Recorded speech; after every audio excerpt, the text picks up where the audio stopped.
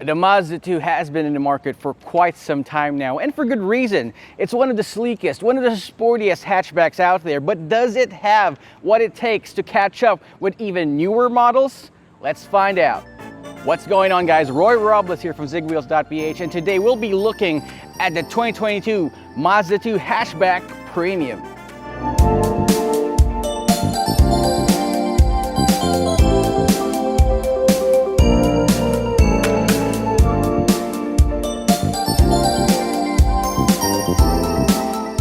Now, Mazda Philippines is actually marketing the Mazda 2 as a lifestyle vehicle, something that you can actually accessorize with your everyday fashion sense. And this one right here, this diffused quartz color matched with those black alloy wheels is just amazing. Perfection in my eyes. Now, for starters, the Mazda 2's headlamps now feature an all LED implementation, plus those projector headlamps, which actually look quite amazing, especially when you look at head on. If you're familiar with the early 2000s and 2010s angel eyes look, you're gonna love what this has to offer. It's also got chrome inserts right here just below the headlamps, which pretty much adds to that premium feel of the Mazda 2. Plus, it's also got this piano black grille right here, which has the Mazda badge right there. It's really big and it's really huge, and I like the chrome inserts here on the bottom lip as well. Overall, it gives you this sporty premium appeal that a lot of hatchback buyers are looking for. Now, one of the biggest changes to the side profile on the Mazda 2 for the 2022 model is those glossy black 16-inch alloy wheels. Now, I really love how that looks, especially, like I said, with this diffused quartz color. But the overall look of the Mazda 2 when it comes to the side profile has got to be this huge wave moving over from the front grille all the way to the back to the tail lamps. It's an interesting design quirk that I actually really like. As you can notice that the greenhouse right here is actually higher than usual, as you can see with most hatchbacks. So it actually gives you more room inside, which we'll be looking at later on.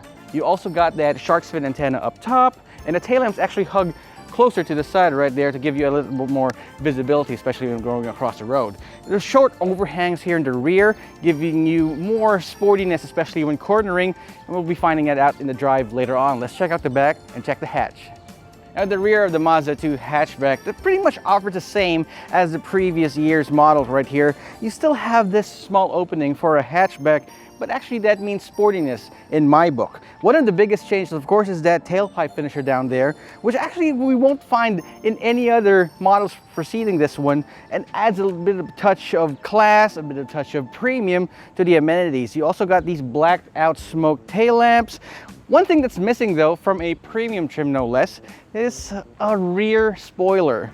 This could actually look great, especially in this platinum quartz colorway, is a blacked out diffused spoiler, but maybe that's just me. Now open up the rear hatch. You'll see exactly what I mean about having a small opening, but at least it's low enough so that you can put all your stuff in without any problems. And once you get your stuff inside, you at least have a little bit more or less 200 liters of space to put all your crap and all your stuff inside. Plus, the rear seats fold down 60/40, so you can actually put even more stuff inside. Speaking of inside, let's check that part out. So inside the Mazda 2 hatchback, the driver will be treated to a lot of toys to his or her disposal. So first of all, the steering wheel. It's nice and chunky. It actually creates some sort of optical illusion in a way that some people say that it's larger than usual. I say that it's smaller than usual, but I think it's because of the interior design. The design of the interior is in a way where it's actually more driver-centric than most other cars out there because of how the display is actually pointed towards you. This is still a touchscreen. This 70-inch touchscreen infotainment system is still a touchscreen with Android Auto and Apple CarPlay, but the most optimum way to control it is through this click wheel dial down below, just right before the shifter. It's very intuitive, if you ask me. It actually gives you more control over the display instead of having to reach over and control it. And you got a shifter here, controls the automatic transmission. It's nice and chunky. It mimics a manual transmission well because of this leather boot right here. It also has manual controls. Speaking of manual controls, you also have pedal shifters behind the steering wheel. So let's talk about the gauge cluster right here. So first of all, the gauge cluster shows this tachometer right here, smack in the center, with your speed here, just a small indicator right inside of it. Some people might find this a little bit claustrophobic or weird at times. But thankfully, you've got a heads-up display. The heads-up display is right there on top. It's right on your line of sight. You'll see your car's speed there. So this is pretty much a no-frills type of display here. If anything, it's more sporty than techy, if you get what I mean. Right, so one of the few cardinal sins that this car definitely is committing is that it lacks a center console or center armrest with a console in it. It doesn't have an armrest, but at least it has a thumb rest for the dials right there, as well as the vanity mirrors on both sides, the driver and the passenger. There are no vanity lights at all. At least you get a mirror, but these are things that I could probably want to see in future versions of the Mazda 2. Okay, a couple of more things about the interior. You've got these manual chunky dials that control the automatic climate control. The seats are nicely bolstered. They're a bit on the stiff side, I gotta say, and these are manually operated, but it's easy to get your natural or your optimum driving position because the steering wheel is adjustable for reach and rake, just the height of the seats, no problems. So it's a great place for the driver, but how about the passenger? Let's check it out. All right, so the back seat of the Mazda 2 hatchback offers adequate space. Like I said when I was discussing the exterior, it's got a large greenhouse there, and it promises well when it comes to headroom, which it delivers. Right, for those guys who have long torsos with short legs like me, I can actually fit right well inside, especially when I lounge like this. There's no problems. The windows are a bit small though, they're a bit you can get a little bit claustrophobic. Now from that angle, I know you guys got a great view of these seats right here. The material is made of this leather material with some felt in the middle so you won't slosh around whenever you're driving. You can see that they're nicely bolstered, and that material carries over to the rear as well. Continuity, guys, it's important. So you got this white stripe in the middle right here, kind of like a callback to those Mazda Miatas out there, especially those race spec series cars. But hey, it's a nice seat, I gotta say. Quality materials, so it's a win for the interior materials. There's no toys at all. You do have this long center console that extends all the way back here, so if you want to charge your phone, you gotta ask nicely from the front passengers. Ask if you could extend their extra long cables to the back. It's a great place to be in if you're not my height, but if you're 6 feet and up, you're gonna have a hard time here at the back. That's enough of that. Let's take this for a spin and see how this works. All right, so now behind the wheel of the Mazda 2 hatchback premium, the first impression that I get out of this is that it's one of the sportier hatchbacks out there. Right away, it gives you that confidence, gives you that feel that you're driving something really special.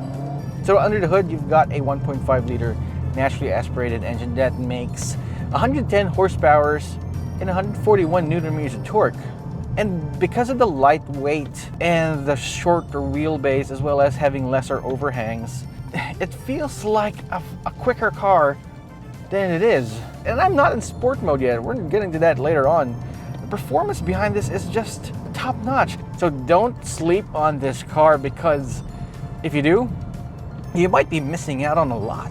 Let's talk about suspension. It's got McPherson struts up front and the typical torsion bar rear suspension. But here's the secret sauce. That secret sauce being G-vectoring. What's G-vectoring? So once you're driving around a corner, body roll is of course an expected eventuality whenever you do so, especially for a car like this, a budget car. So body roll is going to be evident. So what happens is that instead of using all those mechanical bits on your suspension to stiffen it up, Mazda engineers have figured out a way in order to reduce or add more torque depending on your steering wheel position, the throttle position, and the angle of your car. So what happens is that the ECU controls your ignition timing and all in order for your car to actually lunge forward, getting more grip. Here's how it works. So right now we're gonna do a quick U-turn here. Throttle response on. And did you feel that? Kent, did you feel that? Yeah. Dude, there's no body roll at all. So now we're going to sport mode. It has two drive modes. One is normal, and then push this button right up, this toggle switch, and you had the sport mode. All right, so now we're on sport mode and we're gonna give it a little push. It's not the quickest car out there, but it's fun to push around. Fuel economy is also one of Mazda's strong points. Now this Mazda 2, albeit having a SkyDrive engine, does not have the automatic start-stop system, which thankfully isn't there, right? Whenever a car has a automatic start-stop feature, idle, start and stop, I turn it off right away because it's very annoying, but it doesn't have that here. But even without that system, it's still pretty efficient as you want it to be. If you drive this like a sane person during heavy traffic, you will get 8, 9, even 10 kilometers per liter on a very bad day. Once you open this up on the highway, open up on the road, that's where the system really shines. I was able to get about 18 to 19 kilometers per liter on the highway on this one.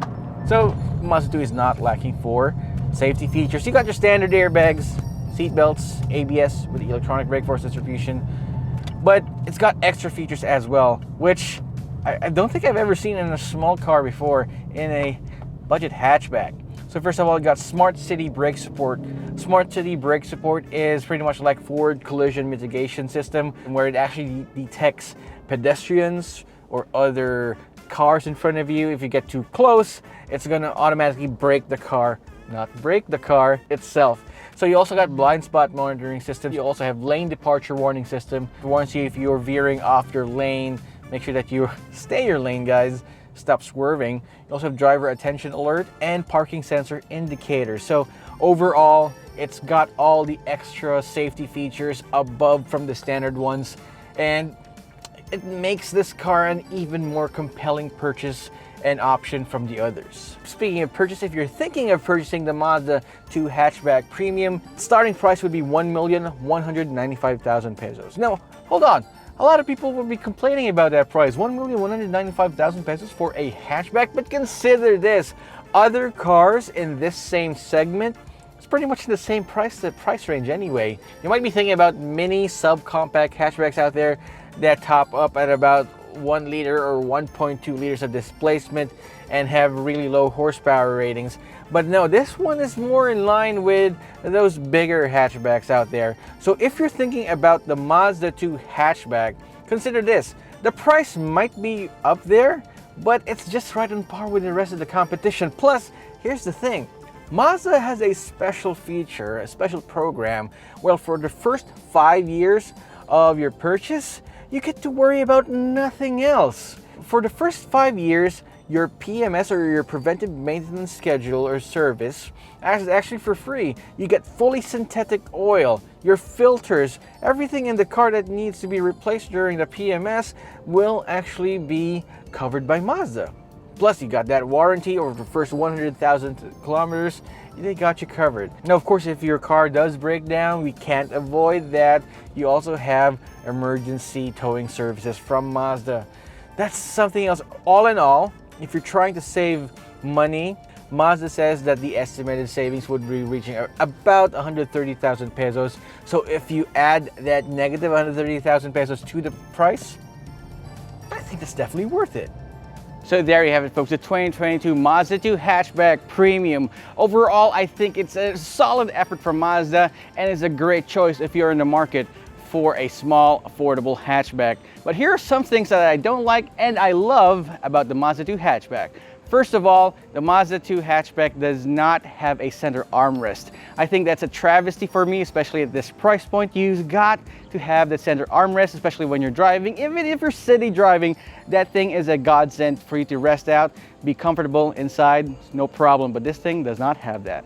Another thing I don't like about the Mazda 2 Hatchback is this small opening for a hatch. The reason that you're getting a hatchback is for the practicality of it. If you want to get a hatch, make sure that you have a large opening so that you can put all your stuff. If you got a large guitar, you want to put it sideways and no one's going to tell you differently. You got to put it sideways this way, but you won't be able to do so in a Mazda 2 Hatchback. Of course, you can do that lengthwise, but not sideways. Another thing I don't like about the Mazda 2 Hatchback is that the rear is actually quite cramped for me, especially for people above 6 feet. They won't be able to fit as comfortable as they want in the rear of the Mazda 2 Hatchback, but that's no problem because here comes 3 positives that I really love about it. So first of all, let's talk about fuel economy. That's what I love about the Mazda 2 hatchback. You get 9 to 10 kilometers per liter in the city on a very heavy traffic day, and once you get out on the highway, you can get 18 kilometers per liter. And that's something that you really need, especially these days of high oil prices. So the second thing that I love is the heads-up display. Now Mazda shows its driver-centric focus by adding that heads-up display. Now that way you can actually see all your details about your drive without taking your eyes off the road. Adding that heads-up display, even that small piece of plastic right there, goes a really long way. Now the last thing I love about the Mazda 2, so once you purchase any Mazda, well this Mazda 2 for example, you will get 5 years of free preventive maintenance service. An oil change, free. Parts that needs to be changed, free. That's for the first 5 years or 100,000 kilometers, whichever comes first. Now the price might be a little bit more than the rest of the pack, especially in this segment, but consider savings worth more than 5 years, plus add up the fuel savings, that really adds up and goes straight to your bank. So that's our review of the Mazda 2 Hatchback Premium. Thank you so much guys for watching, and we really appreciate your comments down below. You know what, while you're doing that, subscribe to our channel and hit that notification icon so you won't miss any of our videos. I promise that I'll be replying to all of your comments for the first day at least, so keep them coming guys. Thanks so much for watching. This is Roy Robbins of Zigwheels.Ph. I'll see you guys next time.